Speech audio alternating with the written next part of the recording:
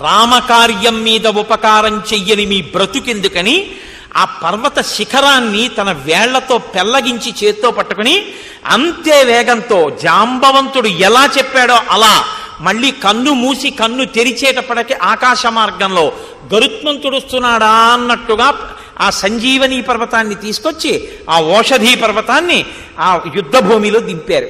దింపగానే ఆ మృత సంజీవని యొక్క వాసనకి విశల్యకరణి, సంధానకరణి, సావర్ణకరణి ఆ ఓషధుల యొక్క ప్రభావం చేత అప్పటి వరకు మృతి చెందినటువంటి వానరులతో సహా మొత్తం వానరులందరూ లేచి నిలబడ్డారు.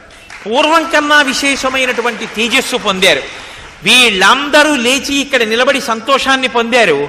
అక్కడ ఇంద్రజిత్తు వెళ్లి రావణాసురుడితో యుద్ధభూమిలో కొన్ని కోట్ల వానరములతో సహా రామలక్ష్మణుల్ని నేను సంహరించానని చెప్పాడు. ఆయన అక్కడ సంతోషించే లోపలే ఇక్కడ వానరులందరూ